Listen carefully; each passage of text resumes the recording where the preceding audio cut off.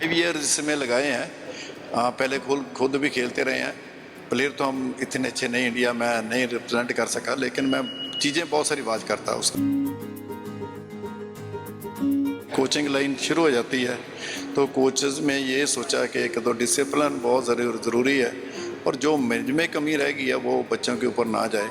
मैंने बहुत सीरियस होकर काम किया, दिन रात काम किया उनकी लाइफ बनाने में, और प्लेयर अच्छे से अच्छा निकलें, मैन या वुमेन में। तो उसके लिए मुझे काफ़ी मेहनत और एक लंबा सफ़र था जो मैंने तय किया।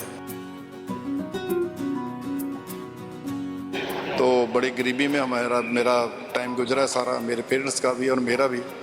और पहले हम खेले, उसके बाद कोचेस लाइन में आए।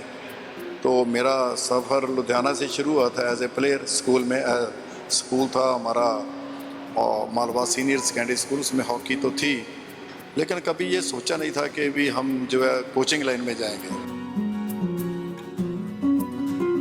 रिजल्ट क्योंकि हरियाणा गवर्नमेंट ने मुझे जॉब दी थी, पंजाब ने नहीं दी थी।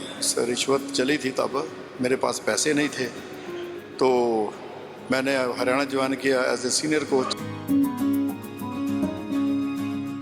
एक चैलेंज हो गया कि पंजाब ने मुझे जॉब नहीं दी, अब देखता हूँ पंजाब क्या चीज़ है।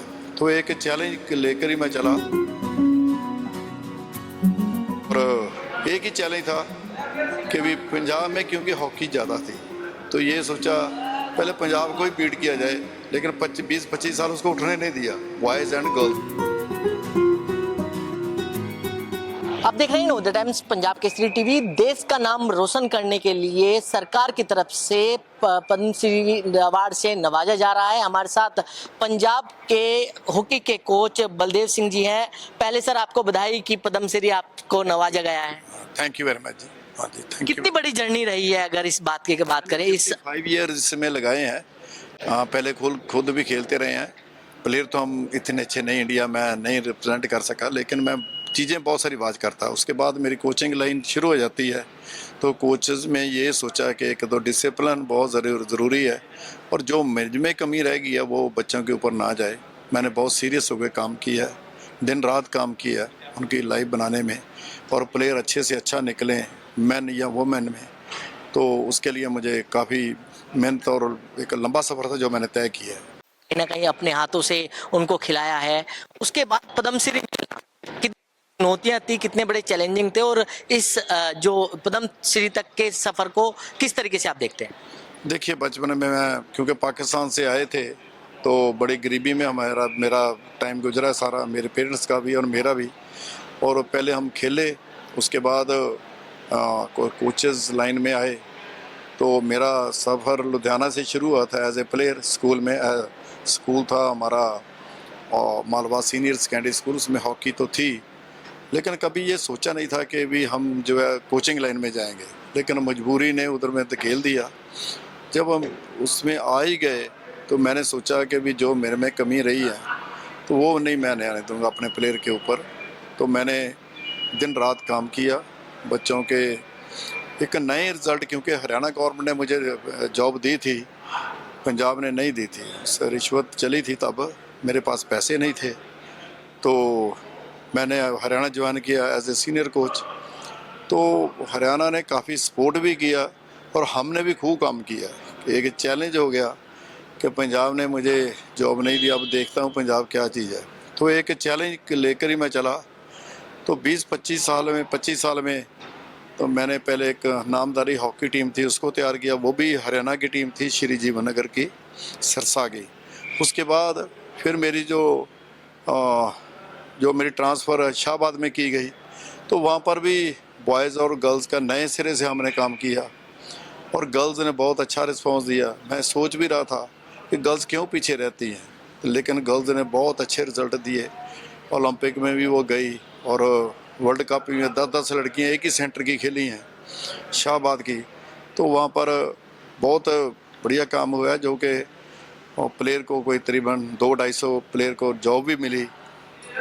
और एक ही चैलेंज था कि भी पंजाब में क्योंकि हॉकी ज़्यादा थी, तो ये सोचा पहले पंजाब को ही बीट किया जाए, लेकिन 20-25 साल उसको उठने नहीं दिया, बॉयज़ एंड गर्ल्स में।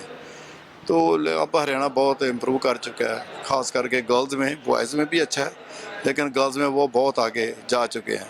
तो वो एक हरियाणा पॉलिसी बनी थी, हमने ही बनाई थी, 3-4 लोग थे हम। तो हरियाणा पॉलिसी जो स्पोर्ट्स पॉलिसी है, वो उसका बहुत हमें सहारा मिला प्लेयर्स को। और जो स्पोर्ट्स पॉलिसी जो हरियाणा में बनी है वो एक टॉप थी। तो इस वजह से हमारे हरियाणा के प्लेयर बहुत सारे आए और प्लेयर हमारे जो शाहबाद के उनको भी एडवांटेज मिला, जॉब मिली। तो कुछ वहाँ पर बहुत सारे प्लेयर, अर्जुना अवार्डी या ध्यानचंद अवार्ड या बहुत सारे प्लेयर आगे आए हैं जिनको बहुत सारा अवार्ड दिए गए। लेकिन लेकिन अब अगर बात करें, लोग क्रिकेट की तरफ ज़्यादा ध्यान दे रहे हैं, हॉकी के कहीं ना कहीं कम तवज्जो जो है वो खिलाड़ियों द्वारा की जा रही है। इसके पीछे वजह क्या है? खिलाड़ी सामने नहीं आ रहे हैं हॉकी खेलने के लिए, या पैसा कम है? पैसा तो है ही कम, लेकिन उन्होंने ना जब वर्ल्ड कप पहले जीते थे हमारा इंडिया, तब तक कोई क्रिकेट को नहीं पूछता था। तो जब नहीं पूछता था तो उसके बाद मेरे साथ यशपाल भी रहा है। तो मैं ये सोचता था कि भाई इनको हम कोई ज़्यादा तरजीह नहीं देते थे, बड़े बड़े प्लेयरों को। यशपाल था, मैंने कहा यार भाग जहाँ से। तब हॉकी बड़ी फेमस थी 81 तक। उसके बाद उन्होंने इतना अच्छा ऑर्गेनाइज किया, जब वर्ल्ड कप जीता तो क्रिकेट का बोर्ड ने इतना अपने आप को संभाला, इतना इम्प्रूव किया, इतना डिसिप्लिन वहाँ पर बनाया कि बहुत सारा उन्होंने कंट्रोल किया। हमारी हॉकी में ऐसा नहीं हुआ।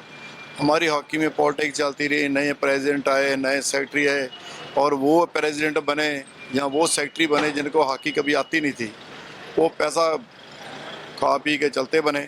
लेकिन क्रिकेट में उन्होंने बहुत अच्छा ऑर्गेनाइज किया है। हमारी भी पॉपुलर हो सकती है गेम, अगर हमारी जो है हॉकी फाउंडेशन है वो सीरियस हो जाए तो हम भी वहाँ पर पहुँच सकते हैं। नर्वस हुए कभी हॉकी के जब प्लेयरों को आप तैयार कर रहे थे? कभी ऐसी चुनौती आई आपके सामने? नहीं, चुनौती मुझे तो नहीं आई, लेकिन मैं तो भगवान की कृपा से मुझे कभी, मैं चुनौतियों के साथ मेरी लाइफ में एक हिस्सा ही बने रहे हैं, लेकिन मैंने फेस किया है। कोई ऐसी बात नहीं, मैं करता रहूँ काम, मुझे रिजल्ट अच्छे मिलते हैं। आज खुशी हो रही है जब इस अवार्ड से नवाजा गया है आपको? अगर आपको मिले तो आप तो खुशी होंगे ही ना, प्रेस वाले भी तो होंगे ही। जैसे आपको ये सपने होते हैं, सपने साकार हो जाएं। लेकिन मैंने कभी अप्लाई नहीं किया, ना द्रोणाचार्य में, ना अभी इस अवार्ड के लिए।